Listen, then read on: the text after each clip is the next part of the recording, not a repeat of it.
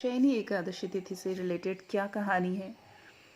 4 महीने तक भगवान श्रीहरि पाताल लोक में क्यों निवास करते हैं, भक्त की इच्छा पूर्ति के लिए वो वहाँ शयन करने क्यों जाते हैं, इसके पीछे की क्या कहानी है। राधे राधे मित्रों, मैं अपने YouTube चैनल में आपका हार्दिक अभिनंदन और स्वागत करती हूँ। जय श्री कृष्णा।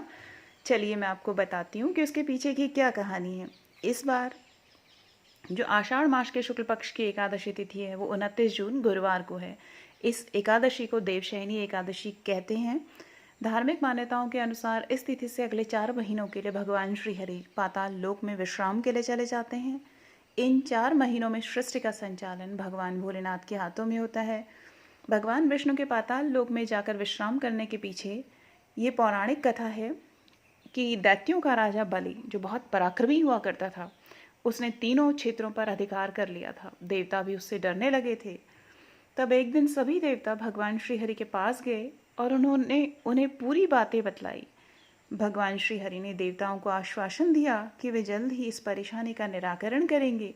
भगवान विष्णु वामन रूप लेकर राजा बलि से भिक्षा मांगने गए और उनसे उन्होंने 3 पग धरती मांग ली। बलि ने जैसे ही भगवान वामन को 3 पग भूमि दान देने का संकल्प लिया, वैसे ही भगवान वामन ने अपना शरीर पर्वतों से भी ऊंचा कर लिया। भगवान वामन ने एक पग में धरती और दूसरे में आकाश नाप दिया। जब तीसरा पग रखने के लिए कोई जगह नहीं बची तो राजा बलि ने स्वयं को आगे कर दिया और कहा, आप तीसरा पैर मेरे ऊपर रखिए। जैसे ही भगवान विष्णु ने बलि के ऊपर पैर रखा तो वह पाताल लोक में चला गया। बलि की दान वीरता देखकर भगवान श्रीहरि भी बहुत प्रसन्न हुए और वरदान मांगने को कहा। बलि ने कहा कि आप भी मेरे साथ पाताल में रहिए। बलि की बात मानकर भगवान विष्णु को भी पाताल लोक में जाना पड़ा। ऐसा होने से सभी देवता और देवी लक्ष्मी परेशान हो गए। भगवान श्रीहरि को पाने के लिए देवी लक्ष्मी एक गरीब स्त्री के रूप में राजा बलि के पास गईं और उन्हें रक्षा सूत्र बांधकर अपना भाई बना लिया। जब बलि ने उनसे कुछ मांगने को कहा तो उन्होंने भगवान विष्णु को मांग लिया। इस तरह से 4 महीने के बाद पुनः भगवान श्रीहरि पाताल लोक से बाहर आए। इसके पीछे एक कहानी और भी है जो भगवान विष्णु के शयन से रिलेटेड है।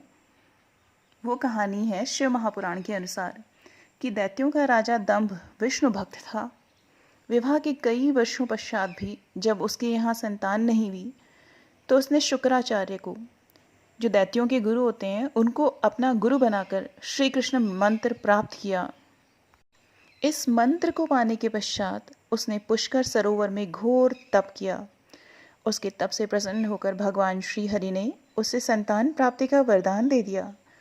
भगवान विष्णु के वरदान से दंभ को पुत्र प्राप्त हुआ। उसने उसका नाम शंखचूड़ रखा। बड़ा होने पर उसने ब्रह्मा जी को प्रसन्न करने के लिए पुष्कर में घोर तपस्या की। उसके तप से प्रसन्न होकर ब्रह्मा जी ने उसे वरदान मांगने को कहा। शंखचूड़ ने ब्रह्मा जी से कहा कि उसे देवता भी नहीं मार पाए, वह तो अजर और अमर रहेगा। ब्रह्मा जी ने उससे कहा कि तुम अजर अमर तो नहीं हो सकते, लेकिन तुम्हारी मृत्यु विशेष परिस्थितियों में अत्यंत कठिनाई से होगी। वरदान पाकर शंखचूड़ के अत्याचार बढ़ने लगे।